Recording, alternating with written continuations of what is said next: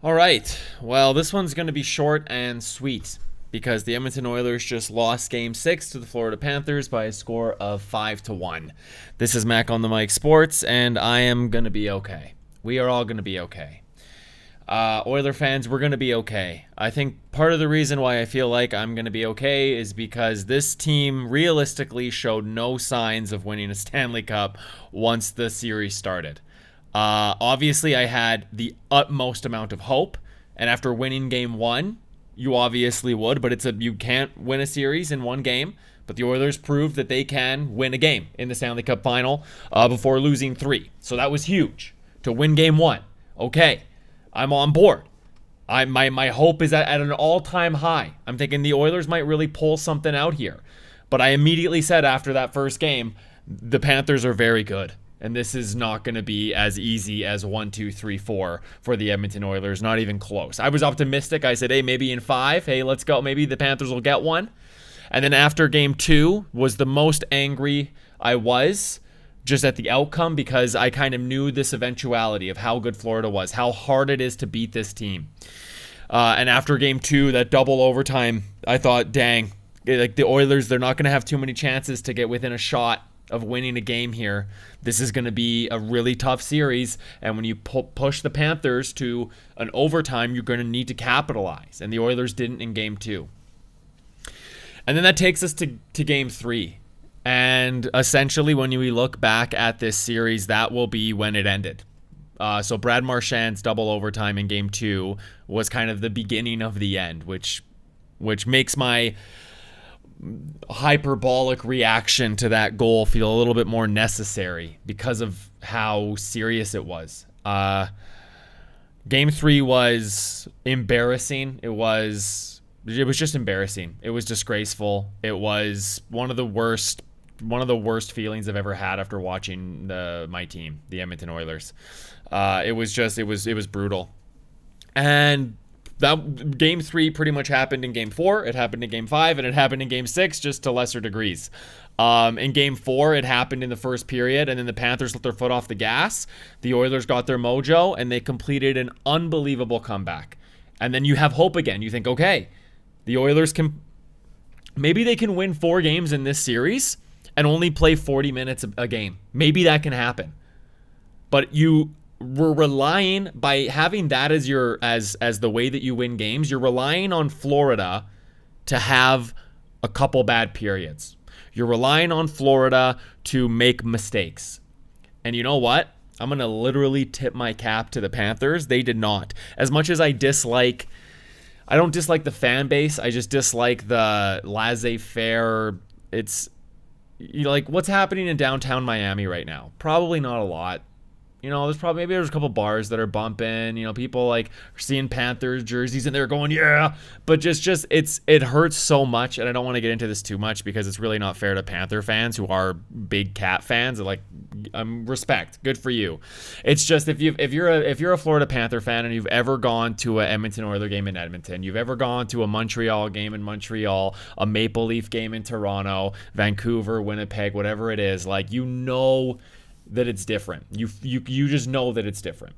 Part of the reason that it's different is because if the Florida Panthers didn't win this year, you know what?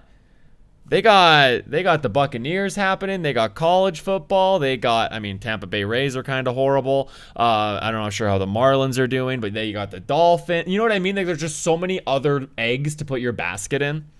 Whereas with the Oiler fans, we only got one egg and one basket, and it's the Edmonton Oilers. Like, sure, we cheer for the Elks, go Riverhawks, go Stingers. There are other teams here, but nothing is at this echelon.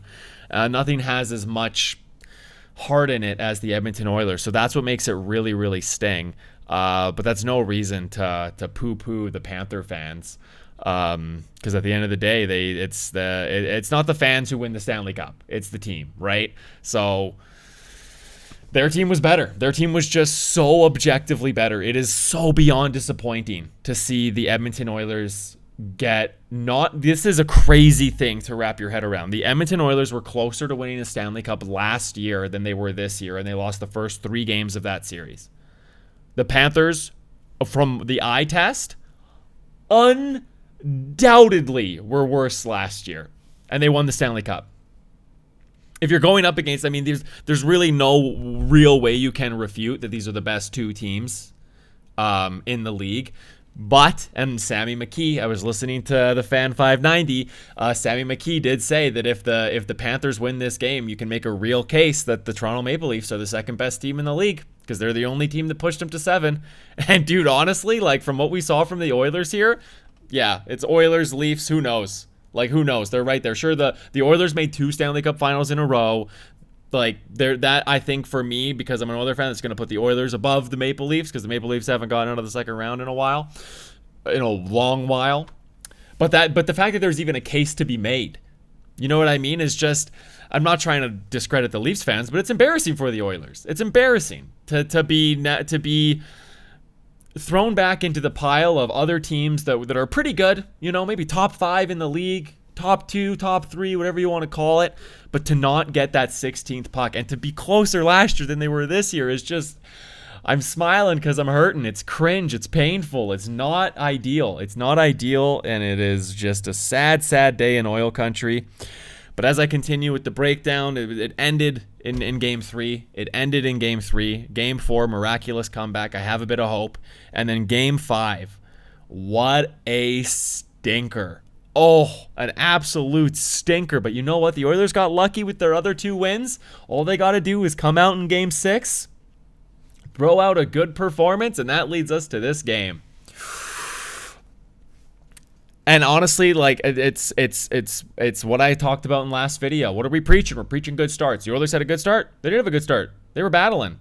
And then, and this is very upsetting, their top D pairing, their best defenseman, primarily Ekholm on this play.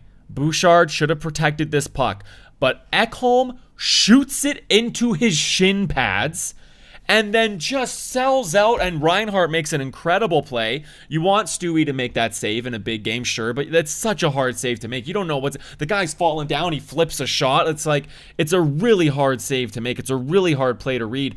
What Stuart Skinner is really wanting on that is Ekholm, who has position on the player, to maybe make a play on the puck, actually stop this progression, but tip your cap to Sam Reinhart, because he did get kind of knocked down from that, and he ended up just flipping it on net, and it was a great goal. But honestly, you're fine. You're fine down 1-0. You'll be okay, Buster. Like, don't you worry too much about it. The Oilers can play from behind. It's not ideal to go down 1-0, but the Oilers continue to push. They continue to push.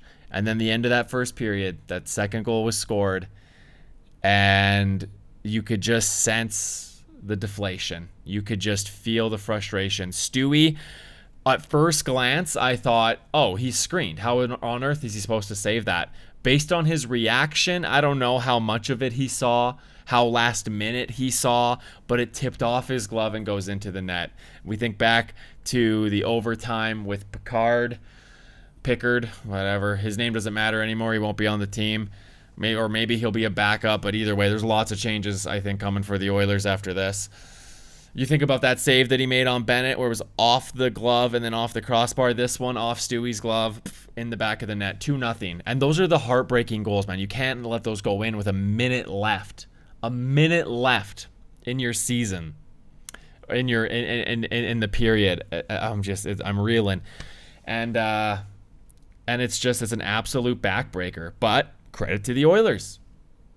They come and they have some chances in the second, but it doesn't. Florida is still weathering the storm very nicely. Bobrovsky had to make a few big saves, but not a lot of very huge saves. The Oilers needed him to give in a weak one, and he didn't. He essentially had a shutout, all things considered. He stopped all the big ones he needed to stop, and he actually did. It was a weak one, the one that finally did go win back when the game didn't even matter. But the Oilers try their push in the second period. There's no power plays to be had. It's all 5-on-5, and the Panthers dominated the Oilers 5-on-5 for this entire series. Then the third goal. Not quite at the end of the second, but pretty close to the end of the second. And this is the one that really ended it. This is the one that really, really ended it. It was just burying the corpse at this point. And this is the one where I mean, I hate to be so hyperbolic, but I think Stuart Skinner just he's no longer the goaltender in Edmonton moving forward. It's so hard to say because he is a good goalie and he's not very expensive, and that's the big thing. But at the end of the day, we're not about saving money, we're about winning Stanley Cups. And this was such a lazy save. Like, this was a I have given up type save, and it's only 2-0 in the second at this point. You know what I mean? Like, it sucks, but you need a bloop and a blast, and you can stay in it. You need some back-to-back jacks, and you can pull it off with only down by 2. But that lazy little save, it's all between the ears with goalies. You know what I mean? And there was very little, I think, between the ears. He just thought, I got to save this really easy puck, and just the easy rebound drips down. Pitter-patter, let's get at her. Sam Reinhart scores. With Barkov just shoots it in off of his leg. And then it's 3-0 for the Panthers. And we go into the room. And the Oilers, I'm sure, had a lot of rah-rah. This is our season, boys. We got to put it on the line. And this is where the fakeness comes and where the second-rate team energy that I feel. Because the Panthers never really did what the Oilers did here. And that was really noticeably. There was not a single time in this series where partway through the game you went, oh, now the Panthers have shown up. That didn't happen once. That happened almost every game for the Oilers. And it happened again here at the beginning of the third. You went, oh, this is the team that can beat the Panthers. Not when they're down 3-0. That would be truly miraculous. But this is the team that can actually test the Panthers and maybe win a game in regulation if they were to play that for a full 60 minutes. But they didn't. They just started that at the beginning of the third period. And then they were buzzing. And Bobrovsky had to make some bigger saves. But the Panthers still just so tight checking. McDavid was seeing nothing. He was flying, poked off his stick. Draisaitl was all over the ice trying to get a look. He couldn't get one. There was blocks all over the place. Like, the Panthers were just a championship team playing like a championship team. And now listen, Coach Knobloch, 2 years as a head coach in the Stanley, or as a head coach in the NHL, 2 Stanley Cup final appearances. He got out-coached so bad. And the loss of Zach Hyman made his job so much harder. It's not even funny. But I think a huge detriment to the Oilers was their lack of lines. There was nobody getting into a rhythm. McDavid and Draisaitl started apart for like 2 shifts in this game, and then once they got scored on, they were pretty much together the entire game. I'm not sure whose decision that was. You hope it's just Knobloch's, but maybe Connor or Leon just said like, hey, I don't know what it was, but you can't get into a rhythm when you're juggling lines like that all the time. The Panthers had one of the best third lines. I mean, they had a great third line last year. This was maybe the best third. This is probably the best third line of all time, honestly, that the Panthers. You get Brad Marchand on your third line scoring unbelievable goals. Like, it's pretty unbelievable. And the Oilers just didn't have that in the final. They was just trying to find chemistry with a new guy every time is tough. And the reason why I bring up Knobloch and why he definitely got out-coached, the goalie pull with 6.5 minutes left, I know that you're down by 3. It just seems a little early to me. And then Sam Reinhart completes the hat trick. And then, of course, you got to pull your goalie still. If you pulled him down by 3, you got to pull him down by 4. Like, your season's on the line. Boom. Makes it 5-0 with another empty netter. And that was it. And that was it.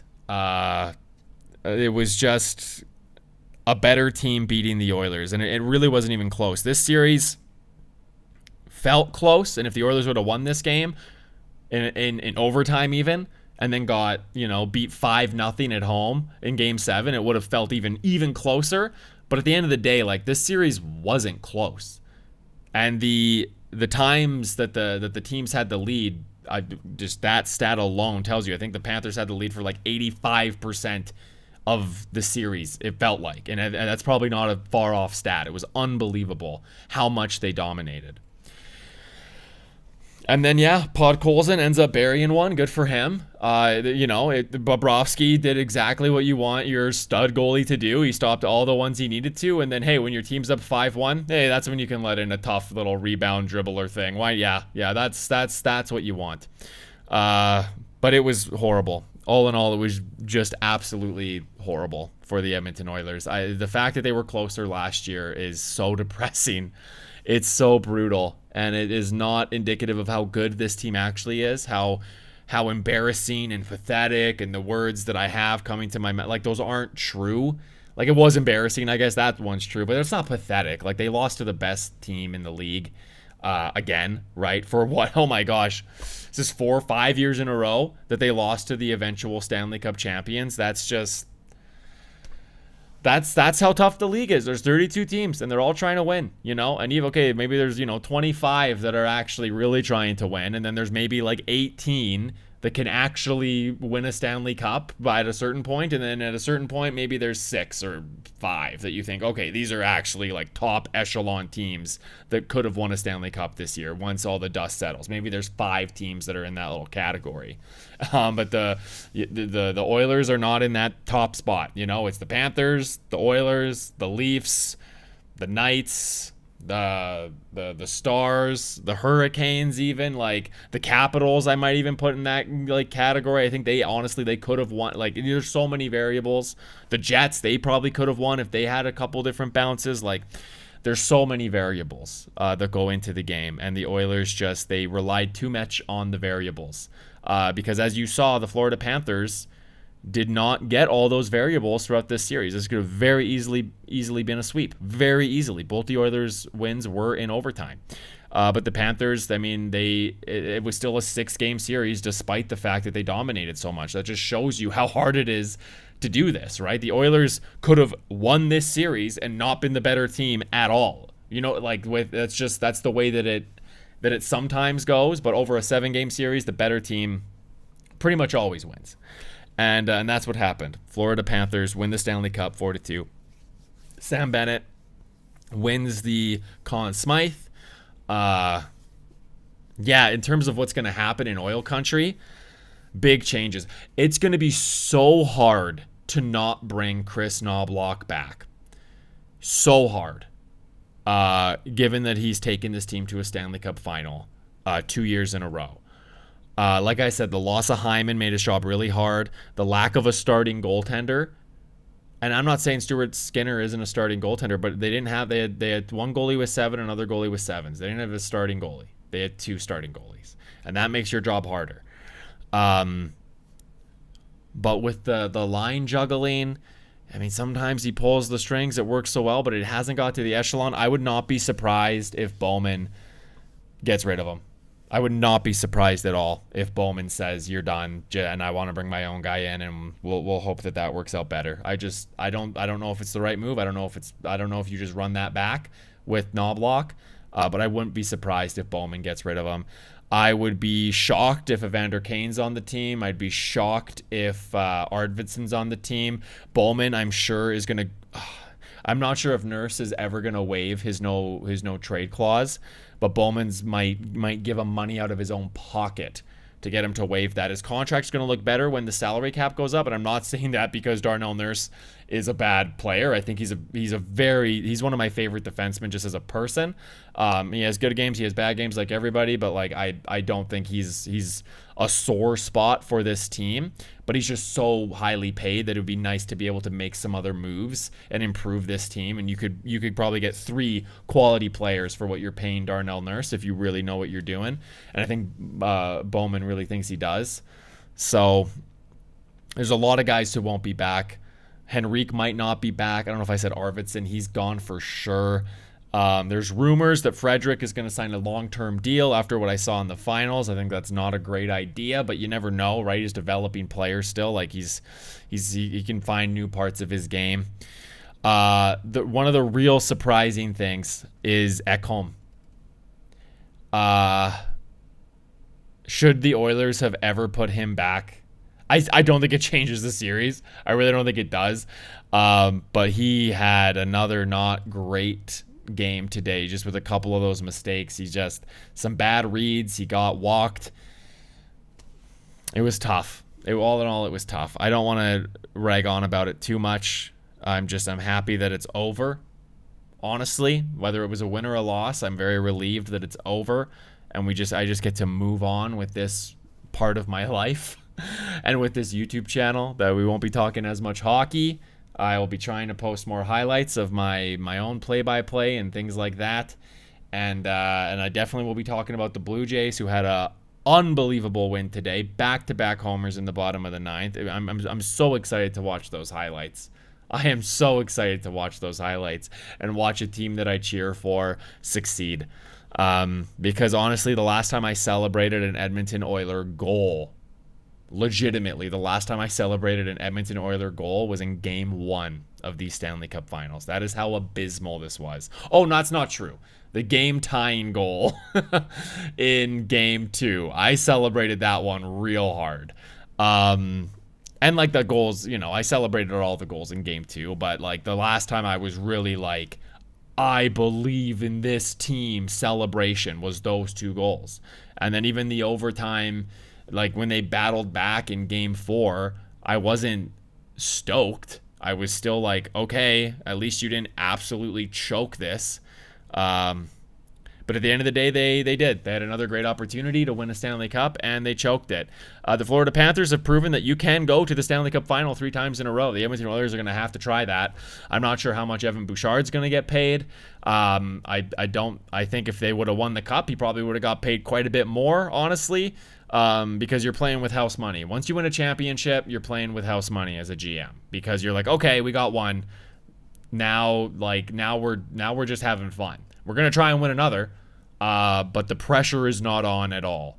So we'll see what this offseason has for the Edmonton Oilers. If they could somehow sign Brad Marchand, I think that would be a fantastic move. Oh, man. I can't believe I'm even thinking things like that. That'll do it for this video. I'm just going to be rambling and sad for the rest of the night. But I have a wife that loves me. I have friends and family who support me, and this is a tough day for oil country.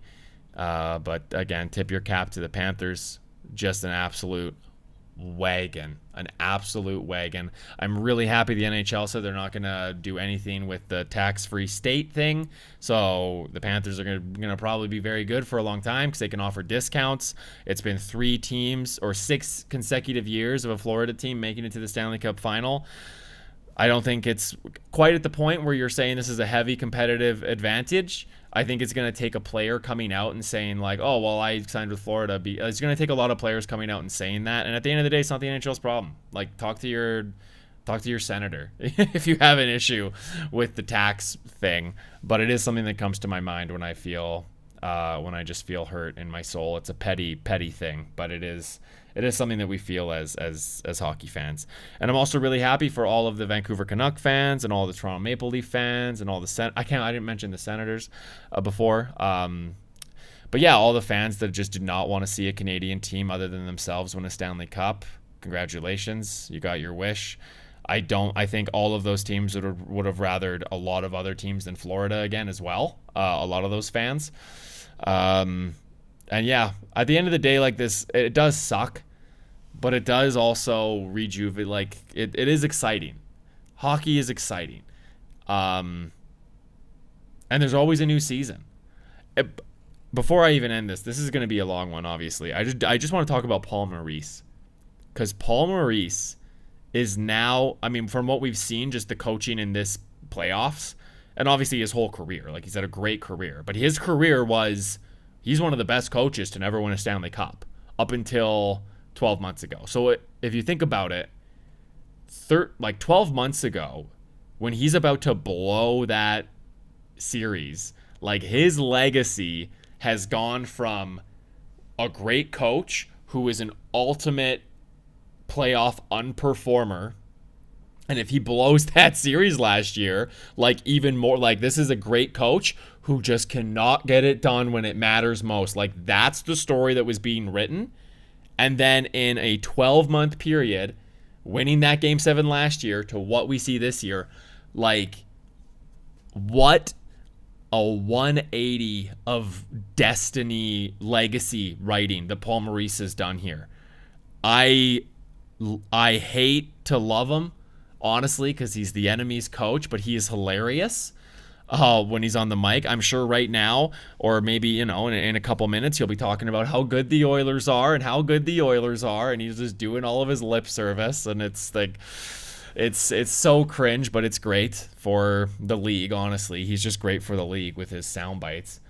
But I just wanted to tip my cap to that. Like, that's just such a cool story. How horrible his legacy would have been to 12 months. Now he's back-to-back Stanley Cup champions, one of the best head coaches in this NHL generation. Like, it is just boom, flipped like that. And that is what 8 wins in the Stanley Cup final can get you. The Edmonton Oilers had 15 pucks last year. They get 14 pucks this year. That is in the last 2 Stanley Cup playoffs. They have won 29 games, and they have a Conn Smythe and 2 garbage Western Conference Championship trophies that no one gives a flying fart about to show for it. Yeah. That has to be it. This is going to be a very long video, but please like, please subscribe. 11 subscribers on the channel, so we're pretty big these days. Tell your friends, tell your family. I love the Oilers, and we'll see you next year, I guess. All right, bye.